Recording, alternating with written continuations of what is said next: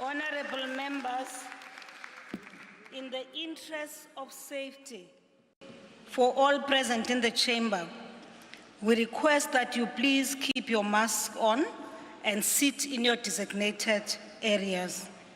Thank you. I now call upon the Honorable the President.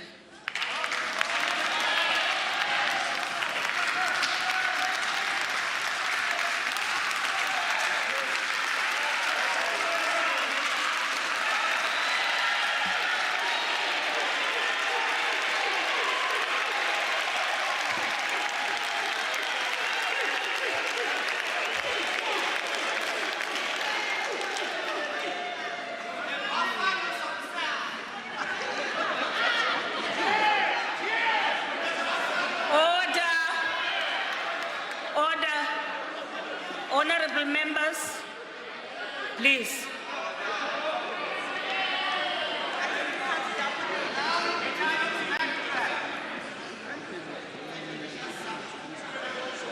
Speaker of the National Assembly, Ms. Nosiviwe Mapisa Makula, Chairperson of the National Council of Provinces, But Amos Masondo, Deputy President of the Republic, David Dabede Mabuza, Honorable Ministers and Honorable Deputy Ministers, Honorable Members, representatives of local government as in Salga, and all those who are present. Let me start off by thanking you, Honorable Speaker and Honorable Chairperson of the Council of Provinces, for allowing me to participate in the debate on the virtual platform. It enabled me to listen very carefully and to take copious notes of some of the issues that were being raised here. So I want to thank you for that. Ndidobe ndilibuwe nabathu bothe beba amba hapa nunu kazothe zezo ambiwa ndichivula parlamente ndialibuwa ngauri ndi bathu banji beba amba ndilibuwa zothe zwivi na zwibuya zezo ambiwa hapa nunu.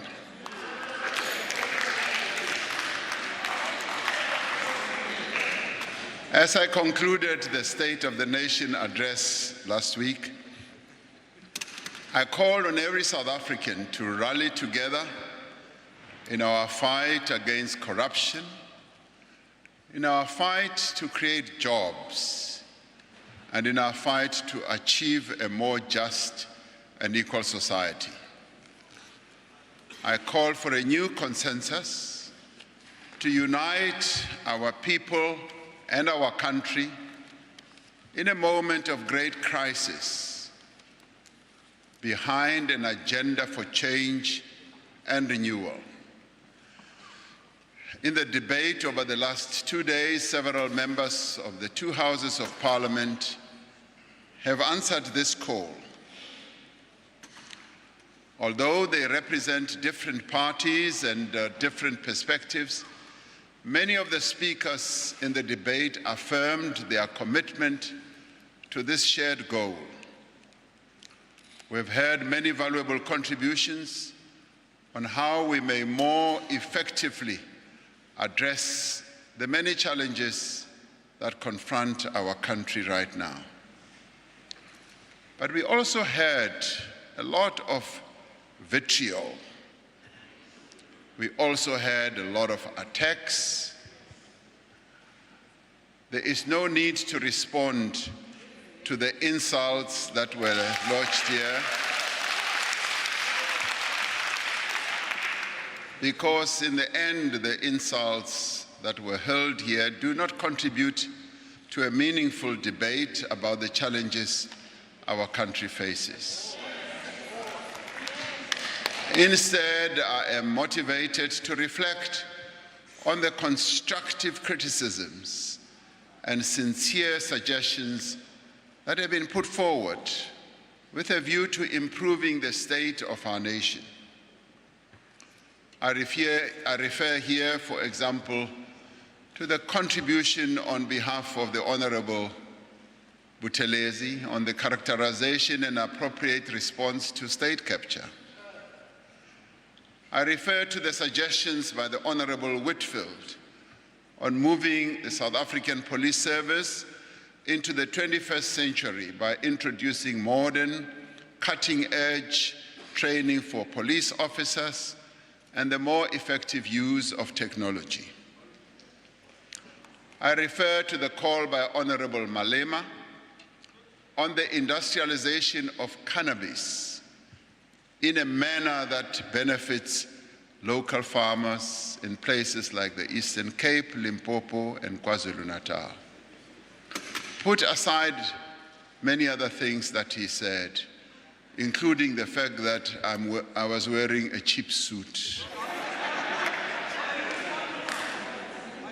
Netibutise kore aw, suit ya mina ingena kuikwala. Angarandi kore vanhu van'wani va saseka na. A ni saseke swinene. A fanela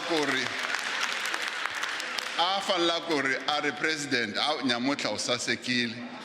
U fake suit ya kahle. Instead yena wa ni rhuketela. So I will not comment on that. I refer here also to the comments of Premier Ntombela on rural infrastructure and development and the suggestion by the Honorable Litsie on solutions for youth unemployment. Another example of valuable suggestions were those made by the Honorable Nodada on the prioritization of reading, writing, language, and numeracy in the foundation phase, and on ways of assisting those learners that have dropped out of school. We appreciate the call by Deputy Chair of the NCOP, Honorable Lucas, for government to develop the necessary tools to accelerate the implementation of gender-responsive planning, budgeting, monitoring, evaluation, and auditing framework. And we agree with the Honorable Heron that whilst other people want to move offshore because of the many challenges that we face, there is still room for opportunity for many South Africans here in this beautiful country. The Honorable Hlengwa makes an important point that since all development is local, municipalities should be empowered through increased budget allocations to meet the demands of development. Now, these are some of the contributions that have made this debate worthwhile, and I expect that ministers, in addition to the many issues that were raised by ministers who are responsible for government work on this platform, and I also expect that government officials will have taken note of the many issues, suggestions, and criticisms that were raised during this debate. So I thank you all for all the inputs that you have made. In the end, the criticisms, the inputs will in the end make us a lot better than what we are. And I don't know about the insults, what they will do, but it's okay. As I began the State of the Nation address last week, I said that the speech would focus on the measures we are taking and ought to take to enable faster economic growth and the creation of employment. That was the main heart of what I wanted to impart to you all and to the nation. This is because fixing the economy is our most pressing challenge at this moment and is essential to progress in almost every other area of the lives of the people of our country. Our focus on the economy does not, however, diminish the importance of many other areas of government's work. It does not diminish the many other aspects of our people's lives. Many of these issues have been raised in the debate and will be dealt with in greater detail in upcoming budget votes and public engagement by ministers.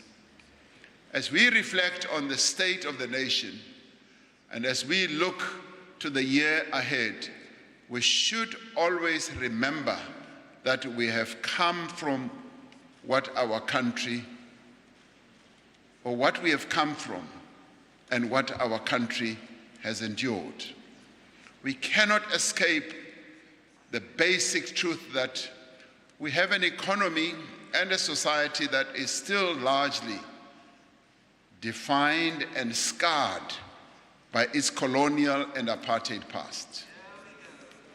Despite the great progress that has been made in the last 28 years to address the legacy of dispossession and exploitation, the material divides between black and white, men and women, rural and urban, still persists up till today.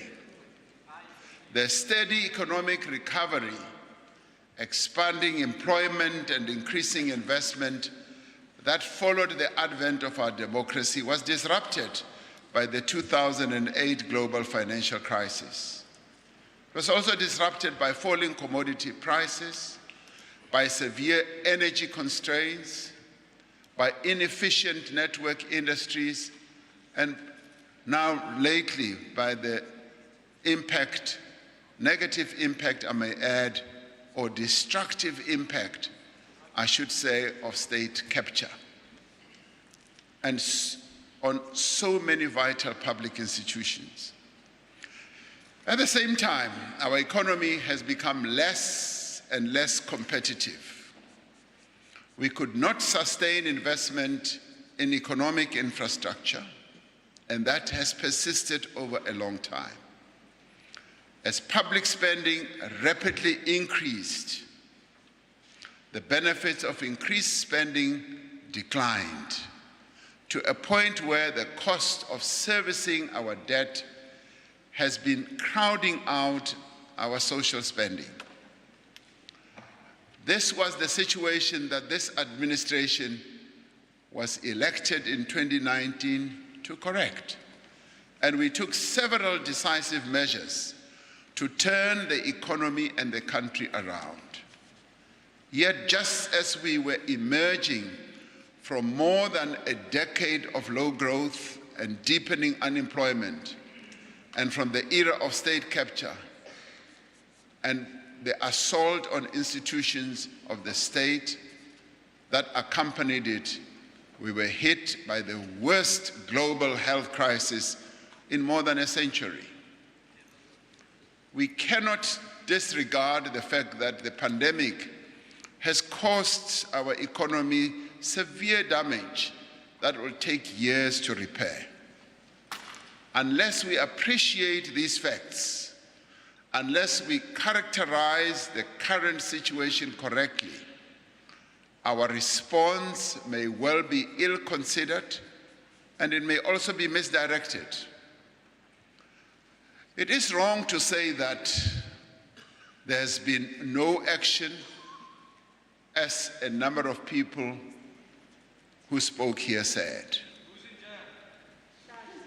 We have achieved remarkable progress in spite of the constraints of the present and the challenges that have accumulated over a number of years. Confronted with the worst global health crisis in 100 years, we were able to rise up to the challenge and protect our people. In less than a year, we've undertaken the most extensive public health campaign in our country's history, constructing new hospital bed capacity in many locations, deploying dedicated health workers to care for the sick throughout the country, and administering more than 30 million COVID-19 vaccine doses to over 18 million South Africans.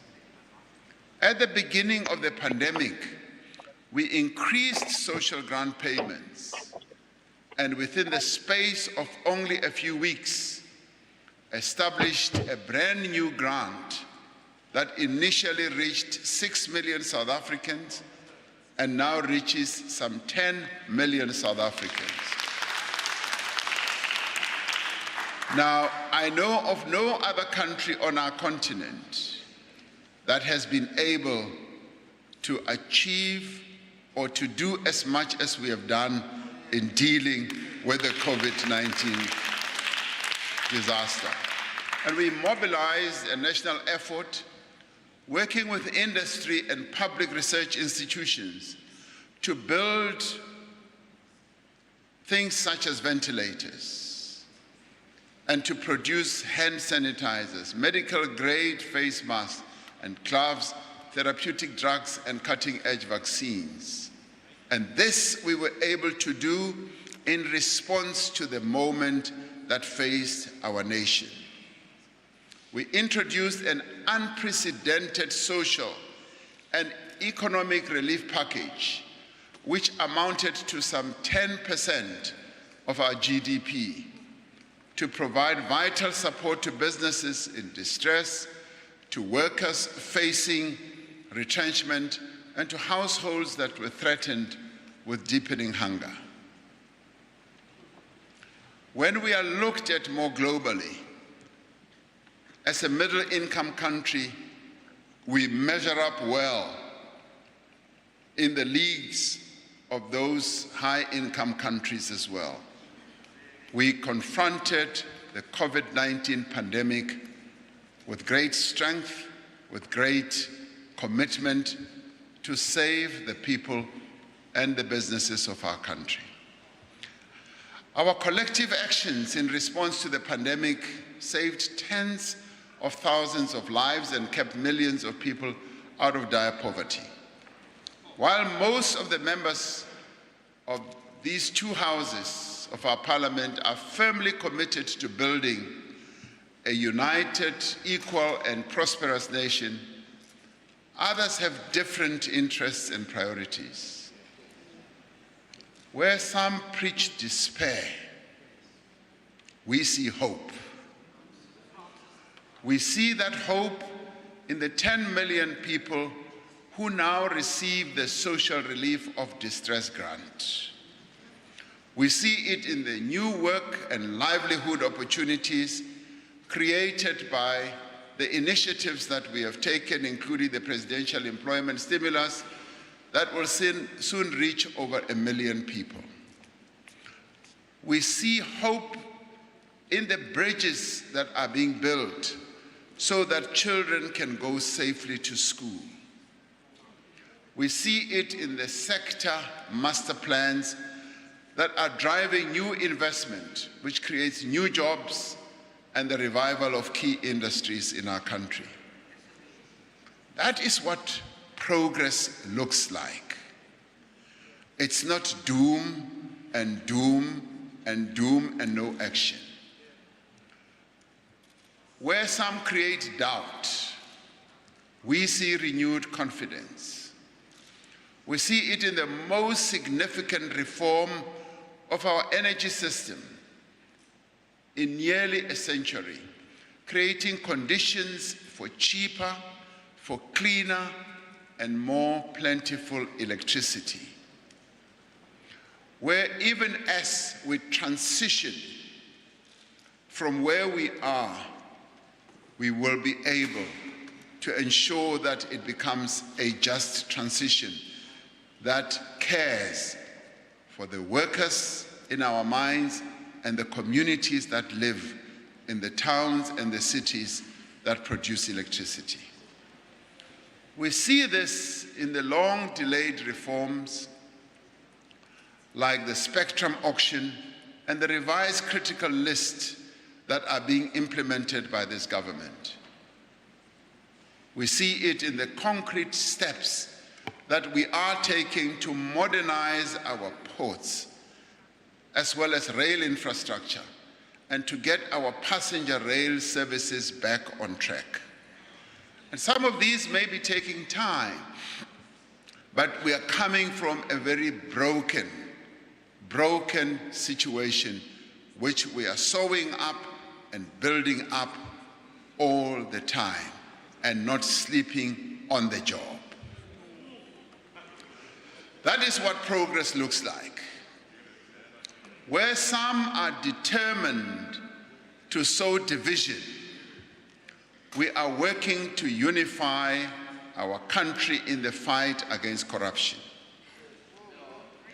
We have strengthened the ability of the National Prosecuting Authority to pursue those responsible for state capture and corruption, rebuilding its capacity and establishing a dedicated unit in the Investigating Directorate.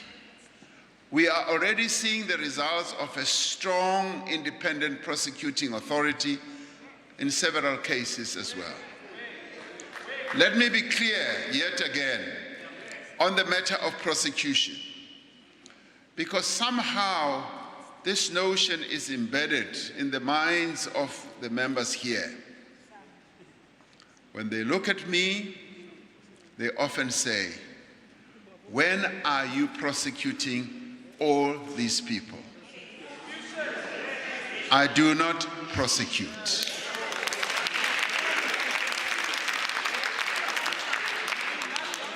I'd like to make it very clear, and some even suggest that the president may be using the prosecutorial agencies against those that they perceive as what they call my opponents or enemies. It is not within the power of the president, and it shouldn't be within the power of the president to initiate criminal proceedings against anyone. And I have said this repeatedly, both here and elsewhere, that I am not the one who initiates criminal proceedings. That is the sole responsibility of the relevant director of public prosecutions.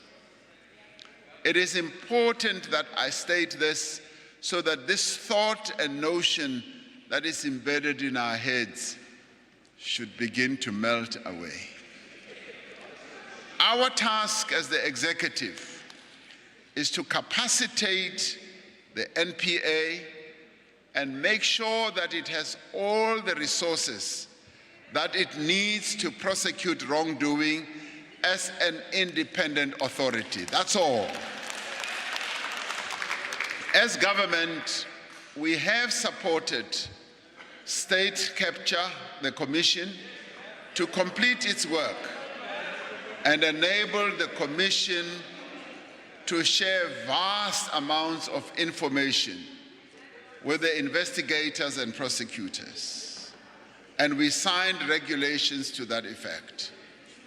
We are taking disciplinary action against government officials implicated in procurement irregularities and have started to recover billions in looted funds. Now, this hasn't often been done in the past, but it is happening now. We have put in place capable leadership at previously captured state-owned entities and public institutions, and have reversed, you may care to listen first, and have reversed the decay in SARS, at the PIC, in ESCOM, Transnet, and many others. You may not agree, but that's precisely what we've been doing. That, to me, is what progress looks like. For those who care to look, we are on a long and difficult journey to renew the promise of our democracy. At times, it may seem that the path is too long. And it may also seem like it is not achieving much. And it may also seem like the climb is too steep and that the risks are far too great. But it is at precisely that moment that the courage of resilience is required.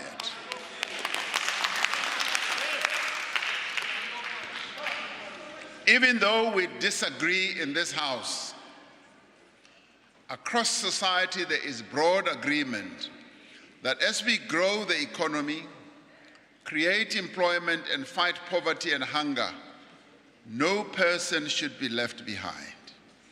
We have a responsibility first and foremost to those South Africans who are poor, who are marginalized, and who are vulnerable. This informs all our policy choices and all the programs that we seek to pursue and are pursuing. This is the hallmark of our developmental stake. Leaving no one behind means focusing on small, medium, and micro enterprises, small-scale farmers, and on the informal economy. A number of other countries have a huge and burgeoning informal economy that sustains and supports the lives of ordinary people. That is not so with us. And this is the direction that we do need to take. It is in these areas, small-scale enterprises, that most jobs will be created and through which poor South Africans will be able to earn a livelihood. We are removing constraints in the establishment and growth of these businesses and providing them with also access to finance and skills and various capabilities. This explains the work being done by the Department of Small Business Development to lower barriers to entry and to remove impediments to growth through, amongst other things, a review of key legislation like the Business Act. It explains the redesign of the bounce back loans scheme so that small businesses can more easily access the funds that they need. And it is our focus on small business that informs the expansion of the employment tax incentive to make it easier for small companies to hire more people. As you recall, this initiative was launched to make it easier for firms and companies to hire young people. It has done extremely well, and it is to this effect that the Minister of Finance will speak about it when he presents his budget. The work that is underway to reduce red tape will have benefits for companies of all sizes, unleashing investment and growth. And the establishment of a team in the presidency to tackle red tape, which will be headed by Siphonkos, is similar to initiatives taken by governments around the world. It is located in the presidency because red tape is not found only in the department and in one department rather. And there is no single department that can tackle red tape on its own. Not only does red tape increase the cost of doing business, but it also constrains South Africans in their everyday lives and in many of their interactions with government. Whether it is a matter of getting a building permit, I waited for 3 years and more to get a building permit to extend a room by 4 meters. And that in itself was a constraint. A title deed, when people wait for title deeds, we need to find out exactly what it is that makes the system come up with the impediments. People wait for years for things such as water licenses. They wait for years because of the bureaucratic inefficiency that has become embedded in our system. And I'm pleased to have heard that either the Western Cape or Cape Town also has a red tape unit. Now we will be able to compare notes to see how best that works. We are going to compare notes. We are already comparing notes with what happens in other countries. Countries that have been able to reduce red tape, regulatory impediments, countries that are now rolling out the red carpet instead of red tape to those who would want to move on with a number of initiatives, whether business-related or just personal initiatives that they embark on.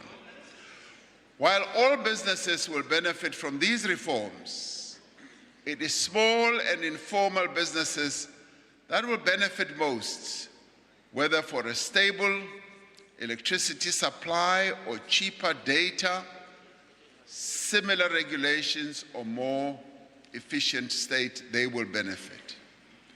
But in the end, it is going to be our people who will benefit the most. Because through this unit, we will be able to focus on areas that our people find as huge constraints that form roadblocks to the progress of their own lives. Our commitment to the transformation of the economy so it benefits all South Africans is unwavering.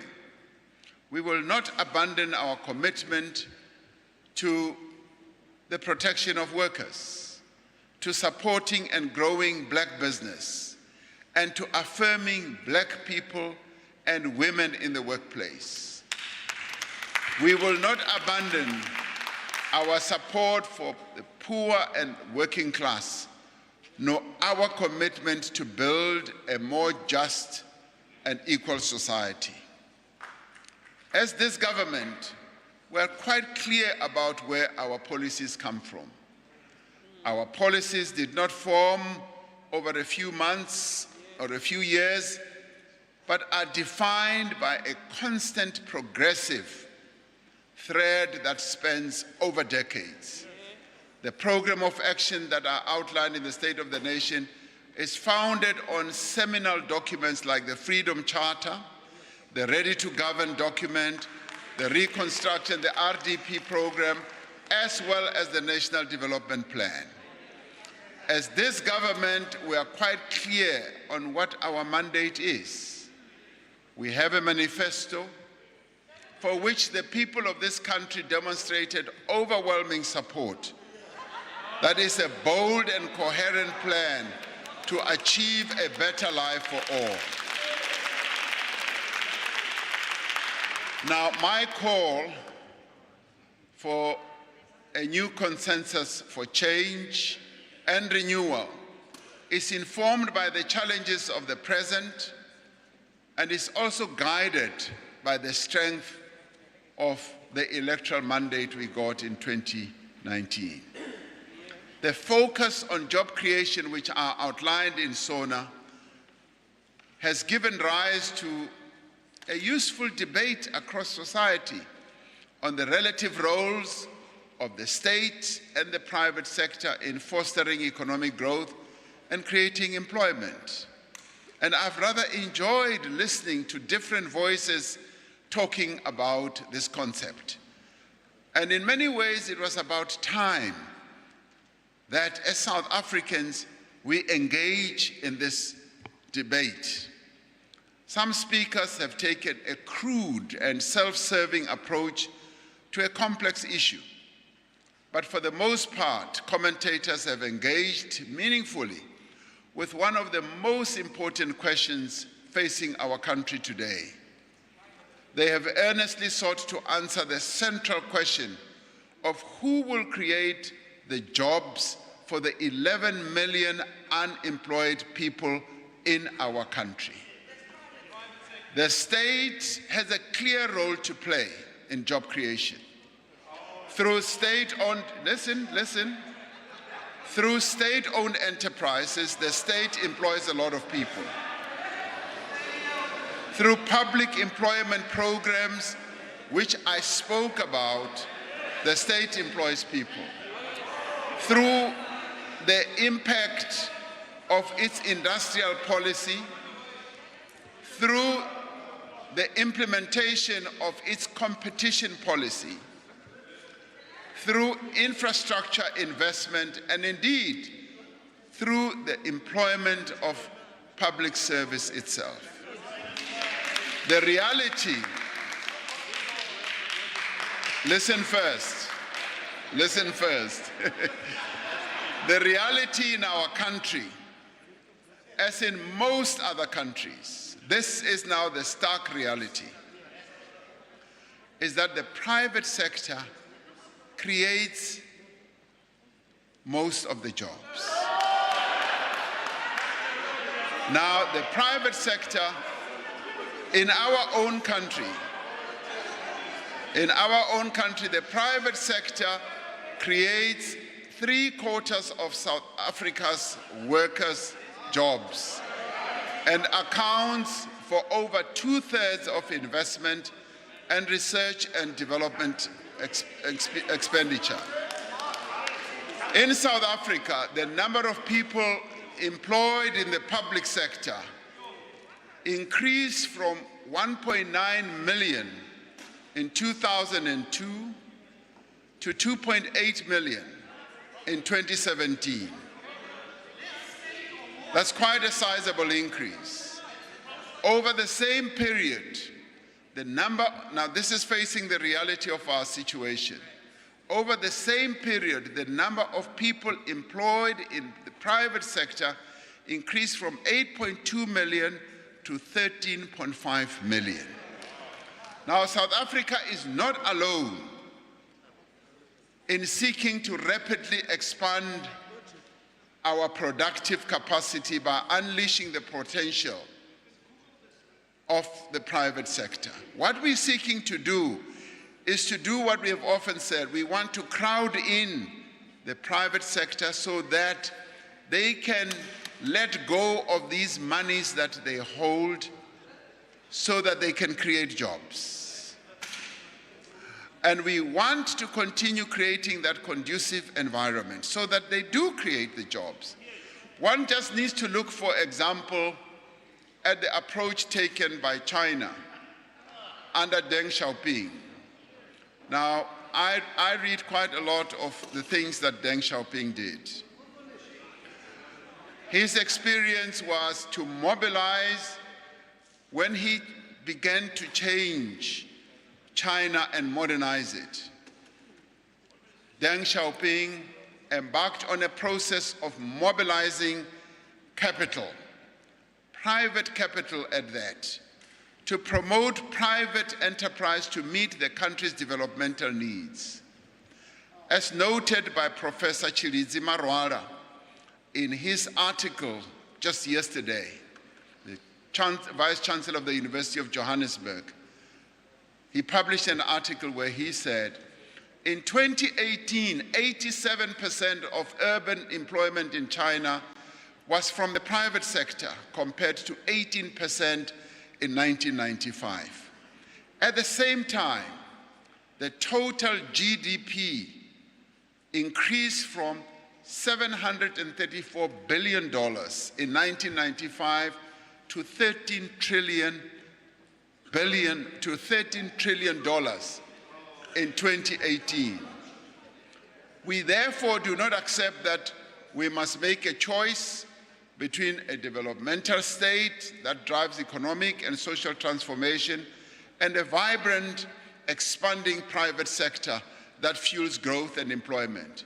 We do not agree that by recognizing the role of business in creating employment, that we diminish the central role of the state in coordinating, planning, and guiding the development of the economy. Now, it is evident from the program that I outlined in SONA, we envisage both a developmental state and a dynamic and agile private sector which work together and complement each other. And this is precisely the policy approach of the African National Congress for a mixed economy. This is what we mean. This is what we mean when we talk about a mixed economy that draws on the resources, but that also draws on the strengths and the capabilities of both public and private sectors. Now, if you have both working together, they may continue to be sworn enemies, but if you have both working together to an agreed goal, then you're then able to grow your economy. This is precisely how other countries like China, which was quoted ad nauseum by Honorable Shivambu, was able to grow and to be the gigantic power that it is today, to a point where ICBC, the biggest bank in the world, is now listed on the New York Stock Exchange. And it is still, yes, owned by government, but they brought in the private sector and floated their shares on the New York Stock Exchange so that ICBC can grow. And the same applies to China Mobile, the largest mobile telephone company in the world. They followed exactly the same trajectory. Deng Xiaoping said it does not matter whether a cat is black or white as long as it catches mice. And that is what we should start looking at. Leaving no one behind means expanding opportunities for young people in our country, expanding opportunities for women, but also for people living with disabilities, so that they can participate more meaningfully in the economy. We are focusing on the economic empowerment of the women of our country. Now, had we not been stopped or diverted rather by COVID-19 when we were chair of the AU, we would have wanted to see this women empowerment program being expanded throughout the continent, not that it is not being done. Not only is this an important part of the fight against gender-based violence, it is also a fundamental matter of social justice and essential if our economy is to draw on the potential of all our people. We are determined to make greater progress on the decision to set aside at least 40% of government procurement for women-owned and run businesses. This is what we want to see happening. This year we will ratify the African Union Protocol on the rights of persons with disabilities, which amongst other things includes the right to work. It places a responsibility on government to promote opportunities for people with disabilities to initiate self-employment, entrepreneurship, and so that they are able to have access to financial services as well. The Employment Equity Amendment Bill has been tabled in Parliament to regulate the setting of sector-specific targets for representation of Black people, women, and persons with disabilities. Leaving no one behind means supporting those who are unemployed. One of the most important successes of the Economic Reconstruction and Recovery Plan is the presidential employment stimulus, as well as the number of reforms, structural reforms that we have embarked upon. As I reported in SONA, this initiative has provided work and livelihoods opportunities for over 850,000 people in the 16 months since its establishment. This program is making a real difference in the lives of many in our society whose potential would otherwise be lost to unemployment. It includes the more than 100,000 small-scale farmers who have received vouchers to expand their production. Honorable Singh spoke about this yesterday when he said that the halt that had been put to this program should now be restarted so that it can continue contributing positively, because he is one of those who has seen the impact that it is having, particularly in the rural areas in the various provinces. We have announced that we are massively increasing the scale of this program to reach 250,000 small-scale farmers and transform our rural landscape. Now, if the fiscal challenges that we face were not an impediment, I would have wanted to see 1 million of the small-scale farmers being made to participate in this program. And as small-scale farmers participate, we find that it is quite empowering to them. The late Professor Karan from Stellenbosch had said that agriculture has the potential to create 1 million jobs. And I do believe that we can unleash that potential and create up to and even more than 1 million jobs for food security and a number of other purposes. This whole program, the presidential stimulus program, includes the artists, the musicians, and film producers. And Minister Mthethwa will talk about that when he presents his budget votes. Now, these are the people who have received grant funding to continue their work, and the museums and cultural institutions that have been saved from closure. It includes the many thousands of people who have been employed to build and maintain rural roads. Honorable Shibambu says that we're talking about pavements. I want to take you around the many areas, not only where I went in Limpopo, the many areas in our country where rural roads are being paved. And we now want to move to the industrialization aspect, where the bricks are made right in the villages where our people live, so that they can pave their own areas. Now, if you fly around the country and see the mud roads in our country, you will have belief that as we pave our roads, we are not paving pavements. We are paving roads which enable our people to walk and to drive on. Now, this is an enabling process, and it enables our people to take their products, to take their services to markets. And it also includes young people whom we are helping to access opportunities through the Presidential Youth Employment Intervention. We have implemented these programs and continue to do so. Now, what gives me pride about these programs is that they were done within a short space of time, right across the country. And as they were being done, there were no middle people, men and women. There was no corruption in the implementation of these programs, and they have impacted on the lives of those that were targeted for these programs.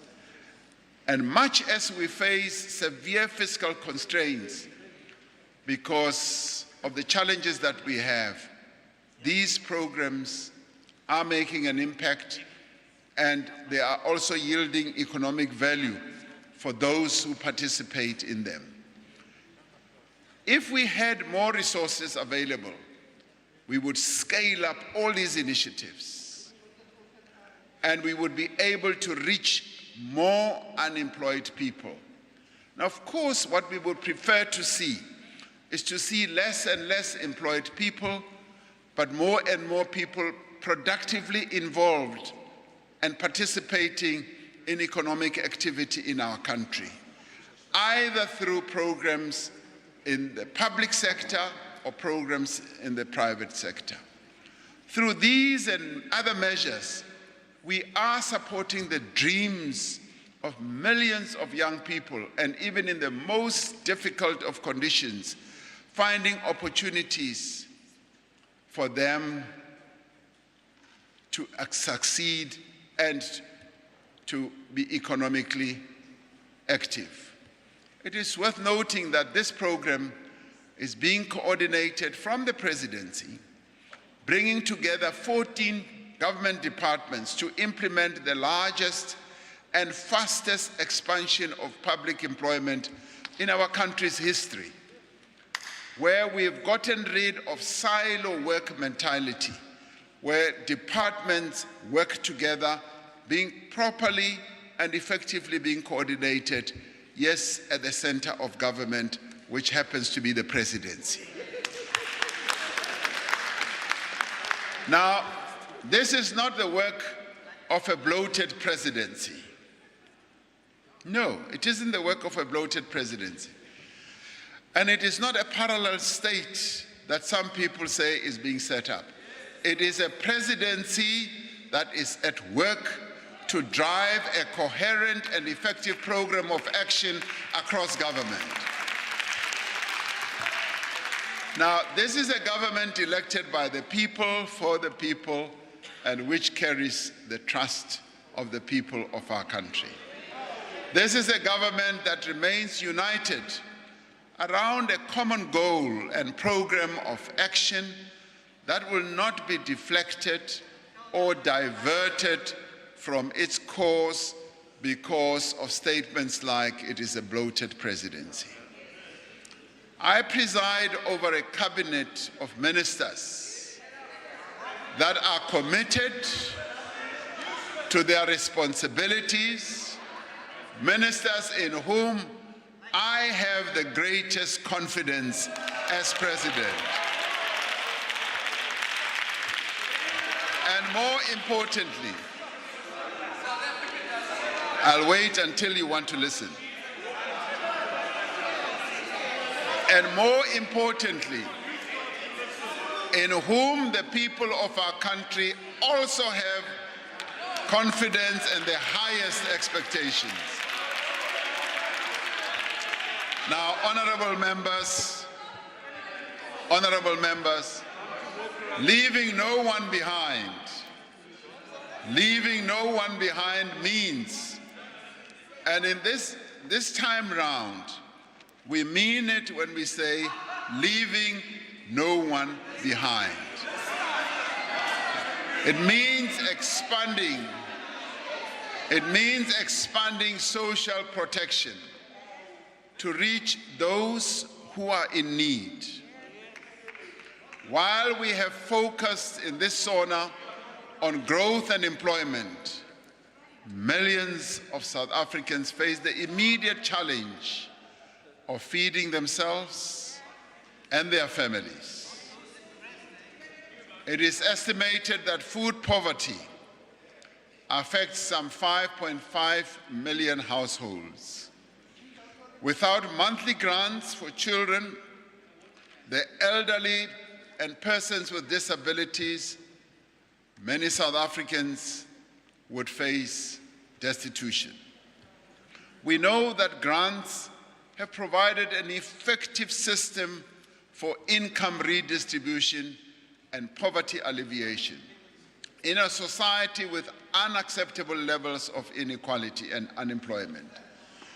Given the scale of unemployment and the impact of the pandemic, The interventions we are undertaking to create jobs will take many years to reach the 11 million South Africans who are unemployed. We are, as we said, extending the 350 Rand Social Relief of Distress Grant for another year, precisely to reach those people who are unemployed and to stave off hunger.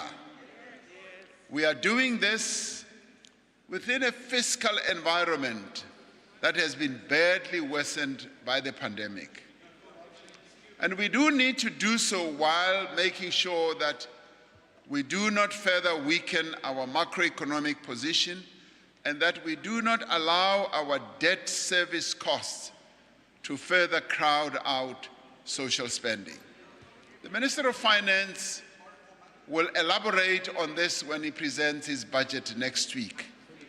And he will paint the full picture of what servicing our debt does to our budget and what we need to do. He will outline all that so that we all gain a better appreciation. Some would suggest that it doesn't matter, borrow more money. And some would even say it doesn't matter, even if our debt servicing costs keep burgeoning and going up. Now, we seek to be prudent, and the Minister of Finance will be presenting all this next week when he presents his budget. As a country, we nevertheless need to fill the gap in social protection to achieve a minimum level of support for those who cannot find work. Finding a sustainable, affordable, and effective solution must be one of the central pillars of the renewed social compact that we have undertaken to build. It is this that the social partners are going to have to deal with. What do we do with the 11 million people who currently are out of work, and look at the extent to which we can create jobs that will absorb those people? There are several other aspects of social protection that are receiving attention. This includes strengthening our child protection services in areas such as adoption, foster care, and the protection of the rights of children. We have programs, for example, where that Resiha program is a community-based program to protect orphans, vulnerable children, including those living in child-headed households and those living and working on the streets. This is all part of our efforts to develop a comprehensive social protection system that in the end leaves no one behind. Leaving no one behind means improving the quality of our education system as well. To achieve the transformation of our economy in the long run, we must improve our education outcomes. It starts with early childhood development. The Presidential Employment Stimulus has provided support to close on to 60,000 early childhood development practitioners that were affected by the pandemic. With the transfer of responsibility for ECD into the Department of Basic Education, we are now better able to manage the transition from early childhood development into preschool and into schooling. There is significant work underway to strengthen basic education through addressing the school infrastructure backlog, which Minister Motshekga will also speak about in her budget vote. We are also focusing on the training and equipping of teachers to promote early grade reading and bringing new teachers into the system through the Funza Lushaka program.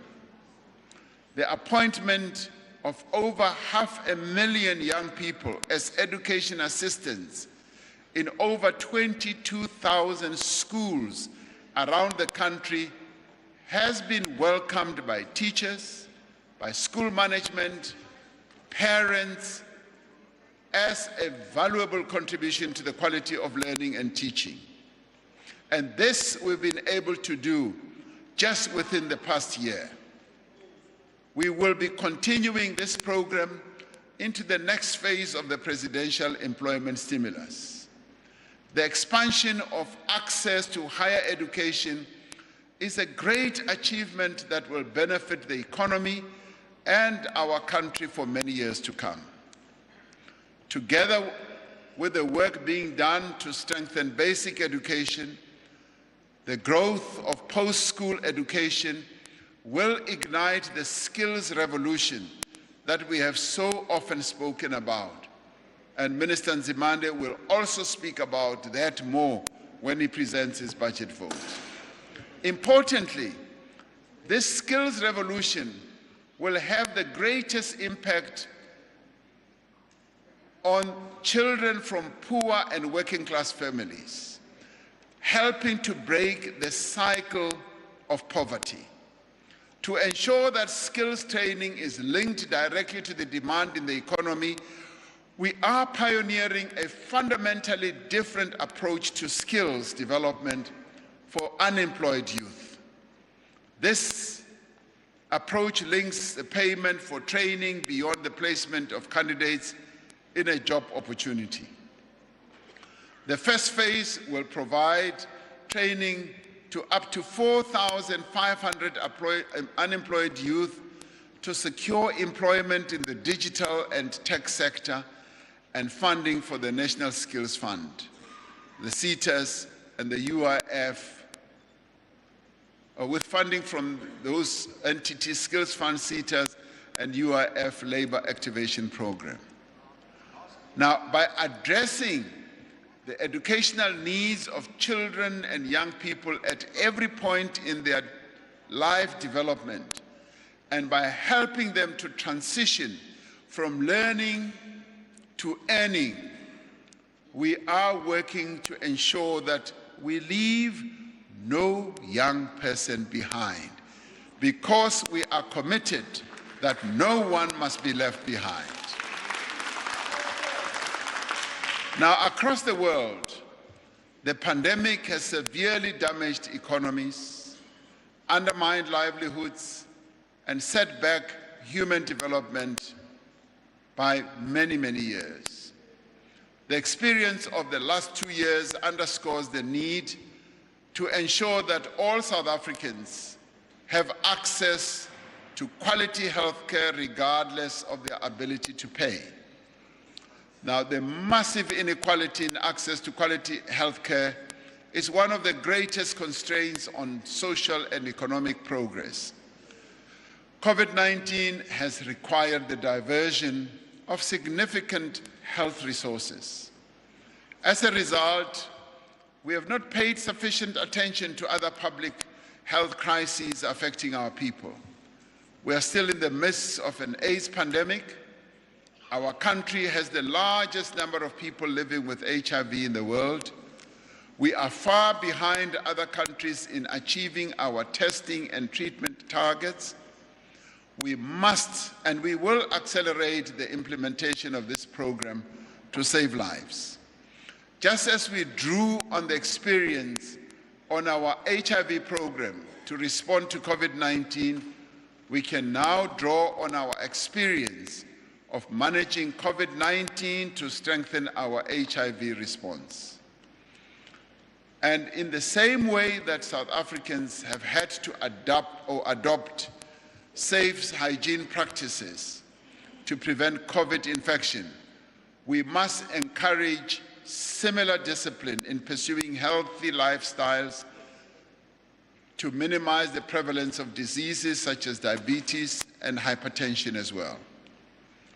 In advancing the health and well-being of South Africans, we must do everything we can to ensure, once again, that no one is left behind. Every person in this country has a right to be safe and to feel safe. The murder and rape of women by men, the children killed in the crossfire of gang wars, the theft of cables and other infrastructure, the intimidation and extortion at construction sites are a daily reminder of our far removed goal to achieve a better life for our people. Yet, despite the scale of the challenge, we are taking real and practical measures across a range of fronts, yes, to respond to crime, violence, and instability. Working with partners in civil society and other communities across the country, we are confronting gender-based violence and femicide. We are confronting the attitudes and practices that demean and disempower the women of our country. We're strengthening the legal protections that women and children have. We are improving support to victims, and we're working to ensure that perpetrators, in the end, do see justice. Now, due to the legislation that this government introduced and which this parliament passed, a woman can now apply for a protection order online and does not have to face her abuser. A child is now able to testify. A child is now able to testify via CCTV in one of the new sexual offences courts.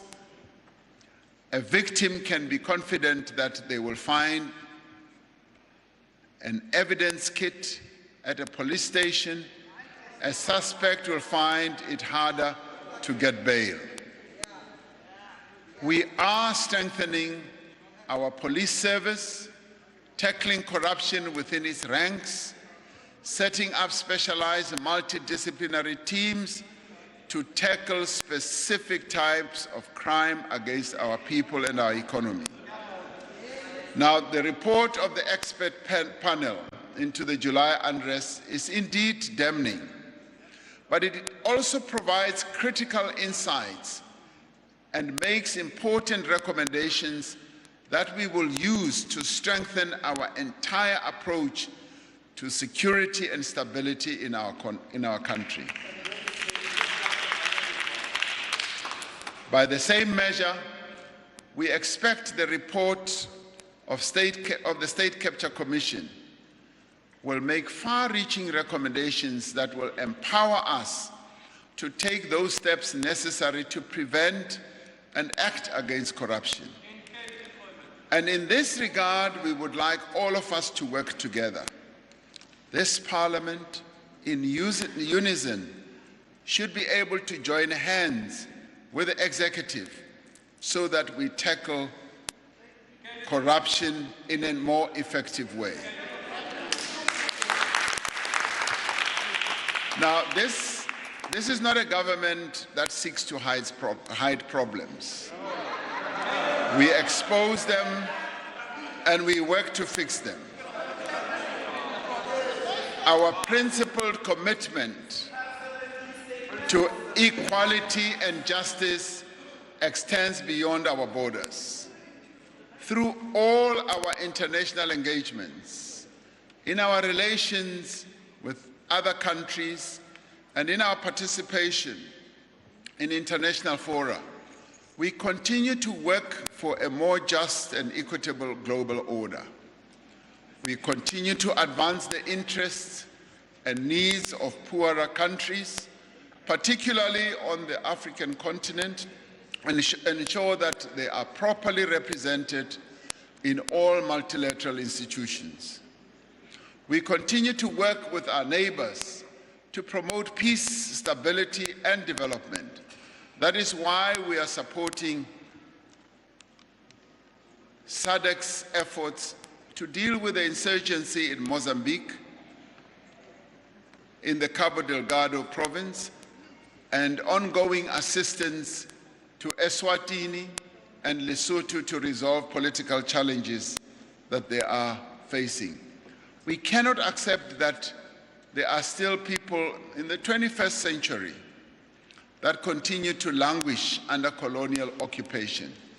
Our support for the self-determination of the peoples of Palestine and Western Sahara remains a central pillar of our work towards a just and equal, peaceful world order. The COVID-19 pandemic has demonstrated how important it is that no country, no community, and no person is left behind in the drive for vaccines, for treatment, and for care. Through the positions that we occupy in the African Union and on international bodies, we have consistently fought for developing economies to receive financial assistance to respond and recover from this pandemic. We will be carrying this message once again as the African Union when the AU meets tomorrow and day after tomorrow, where I am traveling to in Europe to actually carry this message across as the African Union. We have consistently fought for equity in access to vaccines, and through our efforts have secured over 500 million vaccine doses for the African continent. And we as South Africa have also donated vaccines to some of our African sister countries. Despite these achievements, there is much more that needs to be done to ensure that the global recovery is inclusive and also that it is equitable. At the G20, we have advocated for the redistribution of newly issued global reserves, known as the special drawing rights, towards our continent. There is much more that needs to be done to ensure that wealthy countries honor their commitments to support the actions of developing countries to respond to the effects of climate change. There is much more that needs to be done to reform the United Nations and to democratize other global institutions. If, as a global community, we are committed to ensuring that no one is left behind, these are the urgent tasks that we need to undertake. Honorable members and fellow South Africans, this debate has unfolded at a time and in a place of great significance. It was from the balcony of this building that the father of our democracy and our nation, Nelson Mandela, addressed a jubilant crowd after his release from prison on the 11th of February 1990. The crowd which gathered on the Grand Parade could not have known the events that would follow, but they knew one thing, that we as a people would prevail.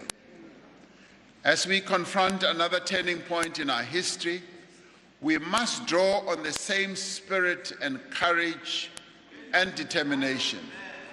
25 years ago this month, our democratic constitution came into effect. As we look to the year ahead, we are reminded of our solemn responsibility as the representative of the people of this country gathered here to heal the divisions of the past and to establish a society that is based on democratic values, social justice, and fundamental human rights. We need to work together, despite our many differences, to improve the quality of life of all citizens and free the potential of each person. We must remember that it is possible to stifle a country with cynicism, and it is possible to inspire a country with hope. Going forward, our task is clear. We must build a new consensus to revive our economy and to renew the promise of our country. and we must leave no one behind. Let us be the merchants of hope. Let us be the merchants of confidence. Let us go out and spread hope and confidence amongst our people instead of cynicism. Thank you very much.